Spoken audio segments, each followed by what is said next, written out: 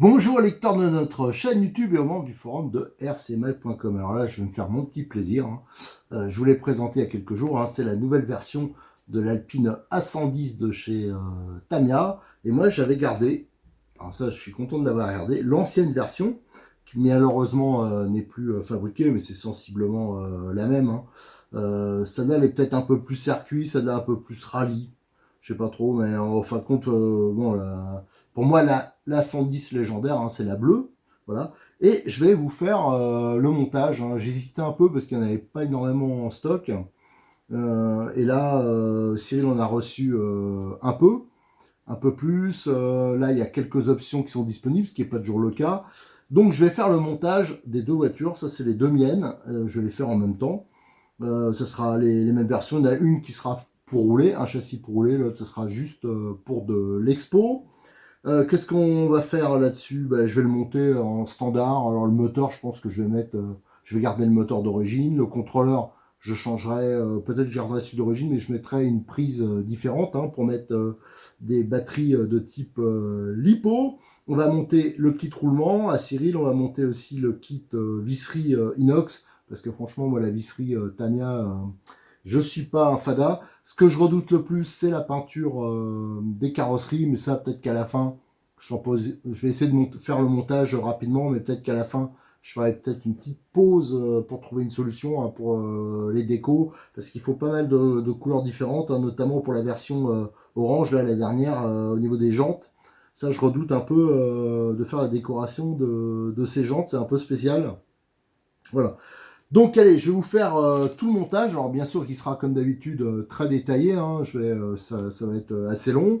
Je tiens vraiment à toujours détailler. Je ne veux pas faire un truc voilà, vite fait.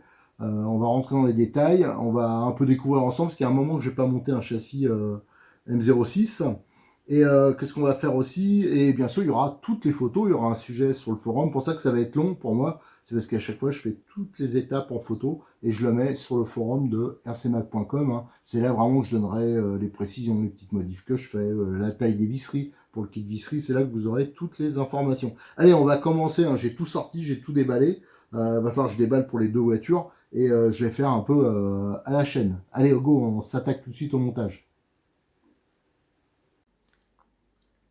Avant d'attaquer le montage de nos Alpines, je voulais vous montrer un peu un extrait de la notice qui explique bien les différences d'empattement. L'empattement, je rappelle, c'est l'anthrax entre les roues. En fin de compte, c'est la longueur du châssis, mais en prenant l'anthrax des roues avant, l'anthrax des roues arrière. Donc, vous avez les châssis S, M et L. Alors, S, c'est celui qui nous concerne pour l'Alpine. C'est le châssis le plus court qui fait donc 210 mm. Ensuite, vous avez le M. Ça, c'est par exemple l'Alfa Romeo. Là, c'est en 225. Et ensuite, vous avez le L. Ça, c'est le plus long, qui est en 239 mm. Ça, c'est Cox Combi.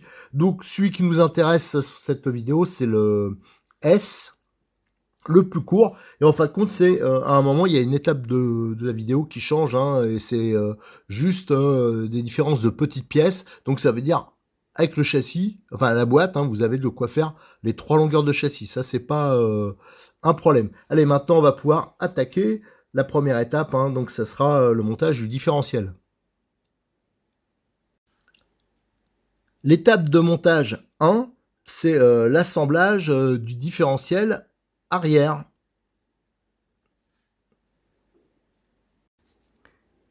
Alors, avant d'attaquer cette étape 1, donc le montage du différentiel de nos deux Alpines que je suis en train de monter, je voulais vous parler du matos qu'on va utiliser. Notamment, je vais tout monter avec le kit roulement à la référence 1348. Et je crois qu'il y a 90 vis inoxydables. Je vais tout monter avec ça parce que moi, la visserie qui date... à tête cruciforme qui date des années déjà 70, c'est ce que a toujours utilisé Tamiya. D'ailleurs, il y a certaines voitures maintenant qui sortent où on trouve de la visserie 6 pans. Mais voilà, 6 pans creux. Voilà, moi, ce kit de visserie, il y a un peu de tout. Je vais le réactualiser. Ça, je l'avais fait il y a longtemps pour Cyril. C'est Model X34 qui le propose. Je l'avais fait pour lui, hein, parce que à chaque fois que je faisais un montage, j'avais fait le montage de la coque par exemple, et on me demandait les détails des vis. Bon, pour moi c'était un peu compliqué, alors j'ai dit tiens, on va faire un kit vis complet, et je le proposerai à Cyril. Comme il a vraiment une spécialité, hein, il a une grosse rubrique visserie. Voilà, donc et je vais en profiter pour voir s'il n'y a pas quelques têtes de vis qu'on peut changer, notamment. Moi, j'aime bien mettre des têtes cylindriques, même si c'est vrai que les têtes bombées, c'est plus joli. Mais le problème, c'est que les gens qui ont un peu l'habitude, ça va, il n'y a pas de problème. Mais ceux qui n'ont pas trop le bon outillage ou des choses comme ça, là, des fois, il y a des petits massacres. Et alors, quand on massacre les têtes de vis, après, c'est la catastrophe. Donc, il faut vraiment avoir le bon outillage, hein. Moi, je vous conseille des outils de ce genre-là, hein. Ça, dans le manche, je sais pas si celui-là, s'ils y sont, si, regardez. Dans le manche, on retrouve les 4 embouts qui vont bien. Ça, c'est très bien. Ça vaut, je crois, moins de 15 euros, hein, chez Cyril. Il a ça, il a une rubrique outillage. Donc, ça, c'est bien. Et en plus, on peut l'amener sur le terrain. Il y a les 4 embouts, c'est aimanté, là. Donc ça, c'est vraiment pratique. Et pour certaines parties, on peut pas mettre de visserie type 6 pans creux, hein, notamment pour le différentiel, parce que c'est des vis qui sont trop petites. C'est du 2x8 là. Et là, ça serait, on peut, hein, on en trouve, mais au niveau des têtes, après, c'est compliqué au niveau des clés. Donc ça, par contre, on le laissera. Mais là, l'avantage, c'est du métrique, hein, les autres d'origine, c'est des visseries, la visserie type un peu tôle. Donc là, c'est beaucoup plus résistant. Par contre, alors là, c'est un point important, parce que ça, je l'ai dit plusieurs fois, si vous prenez ce type de visserie, si vous montez ça sur n'importe quelle autre voiture, quasiment, il n'y aura pas de problème, vous pouvez utiliser une visseuse. Mais sur les Tamiya, c'est du plastique un peu à maquette, hein, un peu sur certains éléments. Si vous utilisez une visseuse, ça va le faire chauffer, notamment au démontage. Ça, j'ai eu le problème. Et ça fait fondre le plastique. Et après, vous détruisez le filet. Donc, il faut le faire à la main. Ça, c'est impératif, hein. Donc, n'utilisez pas de visseuse. Bon, du moins, moi, je vous le déconseille. Je me suis fait avoir dernièrement parce que quelqu'un est venu me voir parce qu'il avait un truc qui était bloqué par manque de temps. Il m'a dit oh, ben, vous n'avez pas le temps d'utiliser la visseuse, tout ça. Il avait amené un tournevis électrique. On l'a utilisé, bien sûr, on a fondu une vis en dévissant, et pourtant c'était pas du métrique, hein, c'était les visseries d'origine. Donc faites attention, tout à la main, même si c'est plus long. Et bien sûr, hein, le kit roulement, parce que d'origine c'est des bagues en plastique comme ça, ou des bagues bronze, alliage de cuivre. Ça prend du jeu, c'est un rendement qui est plus médiocre, faut plus d'entretien. Ne montez pas, moi je vous le déconseille. D'ailleurs, toutes les voitures que je monte, hein, ça je me refuse de le monter avec des bacs plastiques. Quand on me demande, tiens, si on peut pas faire le montage d'un Tamiya, moi je monte systématiquement avec le kit roulement. Et ça, le kit roulement, c'est la référence M121 et il y a 18 roulements, plus ils sont de qualité. Je peux vous assurer que ça, c'est la petite dépense qui est vraiment intéressante. Allez, maintenant, on va s'attaquer au montage, hein, réel de ce différentiel. Et on va monter donc le différentiel. Alors, comme souvent chez Tamiya, hein, on a ce type de corps qu'on retrouve un peu le même principe sur, bien sûr, les M05, les TT01, TT02, DT03. En fin de compte, le corps, il fait aussi office de couronne, hein, dans la cascade de pignon. Donc, vous avez les dents sur l'extérieur. Ils sont prévus pour 3 satellites. Tamiya, je sais pas pourquoi, ils ont toujours fait 3 satellites. Les pignons, ils sont en une sorte d'alliage, d'aluminium. Voilà, c'est un peu la même chose qu'on retrouve sur les Kyosho, par exemple les MP10. C'est le même alliage, hein, donc vous voyez, il n'y a aucun problème de résistance. Qu'est-ce qu'on a? Alors, bien sûr, je rappelle, hein, pour les débutants, ça c'est un planétaire. Alors, le planétaire, il a un diamètre ici de 17,50. Et lui, il est solidaire. C'est pour ça que vous avez ici l'empreinte un peu avec deux méplats de la sortie de différentiel. Tandis que les satellites, c'est les plus petits qui ont un diamètre de 11, ils tournent autour. Voilà. Donc ça permet de se rappeler un planétaire, et les satellites, c'est ceux qui tournent autour. Qu'est-ce qu'on a d'autre? Donc les vis, là, c'est du 2x8. On a les rondelles qui sont d'une épaisseur de 0,3 dixième, hein, de 3 dixièmes. D'une diamètre intérieur de 9,70 et un diamètre extérieur de 15. Je regardais parce que j'ai pris quelques notes, hein, pour toutes les indications que je vous mettrai sur le forum. La graisse, d'habitude, j'utilise pas les graisses d'origine, mais ça, c'est pas des différentiels étanches, donc on peut pas mettre d'huile silicone. Alors hop, on va graisser un peu. Voilà, ça c'est important. On met de la graisse, on met la rondelle, on fait un peu tourner, on remet de la graisse, voilà, sur la surface de contact, et hop, on peut le fourrer au fond là, ça c'est nickel, voilà. Ensuite, les satellites là, on va l'axe triangulaire, on va en mettre sur chaque axe. Alors bien sûr, je vais m'en foutre plein les doigts. Voilà, c'est des différentiels qui sont assez simples et on peut pas faire grand chose niveau réglage avec eux. C'est un peu plus embêtant pour les versions traction parce qu'on perd en motricité. Bon, c'est pas dramatique non plus. Là, on le met dans les encoches qui sont prévues. Hop, voilà. Ça c'est nickel. On regarde qu'ils sont bien mis. Et là, on va remplir un peu de graisse. Alors c'est pas à peine de remplir à fond parce que de toute façon, vous aurez besoin un peu de graisse pour le reste de la transmission. Et en plus, dès qu'on va tourner, hein, ça va aller se foutre partout. Donc ça sera pas la lubrification, en fin de compte, sera moins efficace. Hein. Et là, il n'y a pas grand chose à faire contre ça. Hop. Pareil, on fait la même chose. De ce côté-là. Vous voyez, hein, c'est des différentiels qui sont quand même relativement simples. Là, on a la sortie. Pareil, on le met comme ça. On fait tourner que ce soit bien réparti. Tiens, je vais en remettre un peu là. Hop. Et là, on va fermer. Alors ça rentre dans les encoches, hein, à l'endroit où vient se mettre le petit tripode là qui sert d'axe pour les satellites. Donc en même temps, ça va le plaquer, ça va le retenir.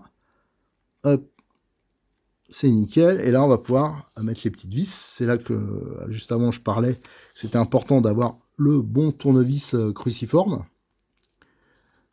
Parce qu'autrement, on risque de foirer. Hein. C'est quand même des toutes petites vis. Mais là, vous voyez, c'est bizarrement, c'est un tournevis assez gros qui a la bonne empreinte. Alors, je sais pas si c'est marqué d'ailleurs.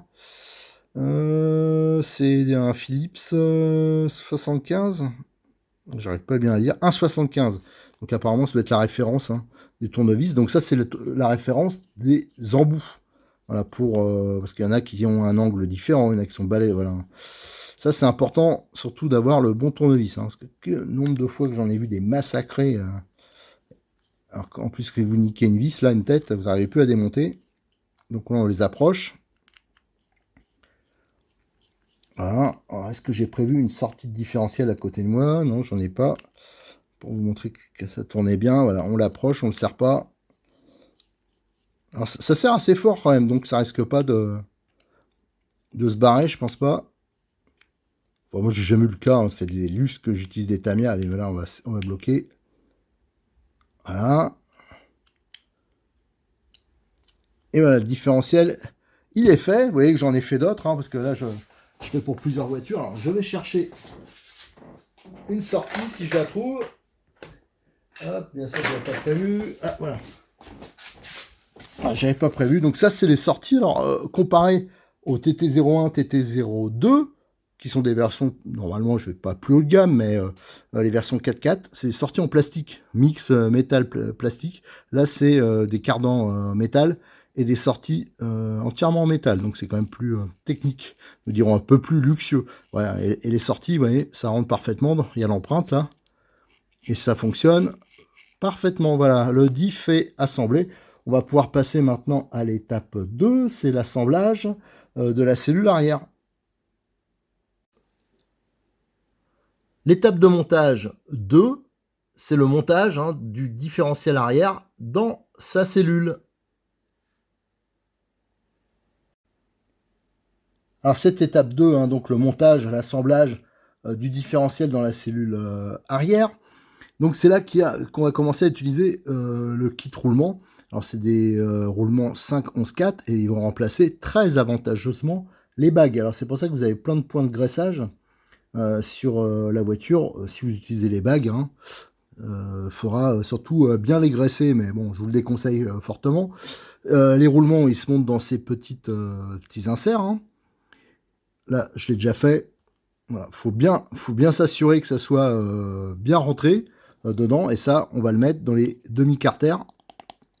Voilà, ça, alors normalement, là, je pense qu'il est bien au fond, mais normalement, je le fais hors caméra, je le fais sur l'établi, et je force bien, et après, j'appuie avec une pièce en bois ou en plastique, voilà, pour rien abîmer. Là, c'est bien rentré. Celui-là, je vais m'assurer qu'il est bien rentré aussi. Hop, voilà, ça c'est bon. Ensuite, on va mettre, donc c'est les deux demi-coquilles, hein, c'est pas symétrique, hein, bien sûr, il y a une droite et une gauche. On va mettre le différentiel. Alors, il n'y a pas vraiment d'indication d'ordre, mais j'ai l'impression que les vis, si on regarde la notice, hein, c'est indiqué comme ça. On va fermer le différentiel. Ouais, c'est vraiment tout bête, hein. Il n'y a rien de spécial. On va mettre ici, normalement, pour le fermer, il y a une vis 3,12. Alors, vous voyez, c'est des vis comme ça d'origine cruciforme et style Vistol. Et à la place, je vais mettre une vis. Alors, j'aurais pu mettre tête bombée, mais je préfère, dès que c'est possible, je préfère mettre une tête cylindrique parce que l'empreinte, elle est plus balèze et surtout plus profonde. Donc, il y a moins de risque d'abîmer ou de foirer. Et après, hop, ça se met, si je me souviens bien, voilà, ça se met là. Et bien sûr, je suis sûr que j'aurai pas la clé qui va. Si, c'est bon. Voilà, là, on le fait à la main. Même si c'est plus long, je m'en fous. Moi, je trouve que c'est quand même beaucoup, beaucoup mieux. Alors ça, je vais pas le serrer complètement pour l'instant, parce qu'on va mettre la plaque moteur. Voilà, donc qui est en plastique. Je crois qu'elle existe en aluminium, mais ça, j'ai pas l'option. Alors à savoir que pour l'instant, il y a très peu d'options qui sont disponibles hein, chez T2M pour ces voitures-là. Bon, d'un côté, on fait des économies, et je vous dis, le principal, c'est d'avoir les roulements, éventuellement la visserie, et les amortisseurs hydrauliques. Alors là, hop, c'est monté. Voilà. Alors, j'essaye de me repérer, hein, pas de me planter. Normalement, c'est comme ça. Voilà. Ça se monte comme ça. Et là, on a une vis 3 x 8 qui va venir se mettre là. Alors là, par contre, j'ai mis une vis tête bombée. Voilà. J'ai gardé la même taille. Parce que vous verrez, de temps en temps, j'ai changé certaines tailles, surtout dans les étapes suivantes. Voilà, je l'approche. Et là, par contre, on a une vis qui est plus longue. Et là, c'est un peu délicat parce que c'est des vis qui sont... ça, il faudra jouer à la fin s'il n'y a pas moyen. Mais je pense pas que ça passe. J'aurais bien voulu mettre une tête cylindrique. Mais je suis pas sûr de moi que ça gêne pas. Et voilà.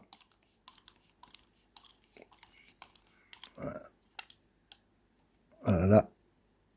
C'est nickel. On peut serrer un poil plus. Mais serrez pas comme des malades non plus. Hein, parce que vous risquez d'avoir des surprises avec le plastique Tamiya. C'est suffisant pour jouer, mais c'est pas quand même les plastiques. Je vous dis, c'est vraiment du plastique un peu à maquette. Et voilà, donc là, on a... Tiens, j'avais sorti 2 plaques. Bon, je sais pas pourquoi. Donc voilà, nous avons notre étape. Vous voyez, c'est quand même relativement simple. Hein. C'est tout bête même. Hop, et vous voyez, quand on mettra les noix tout à l'heure, ça entraînera le pignon. Ici, vous voyez, hein, la transmission. Donc c'est hyper libre, hein, il n'y a aucun problème. Tamiya, il y a toujours du jeu. Hein. Il y a plus de chances d'avoir du jeu que des trucs qui bloquent. Donc ça, c'est nickel. Voilà, donc on a fini avec cette étape 2. Et aussi pour cette première vidéo montage, hein, on fera la suite à la volée, mais je veux pas faire des vidéos qui durent trop longtemps parce que je sais que j'arrête pas de papoter, de dire des commentaires, j'essaye de rentrer vraiment dans les détails. Donc on attaquera la vidéo suivante hein, dans... je vous dis, hein, je vais vous les publier à la suite, hein, sûrement une par jour. Voilà. Allez, merci, à très bientôt sur notre chaîne YouTube et sur le forum de rcmag.com.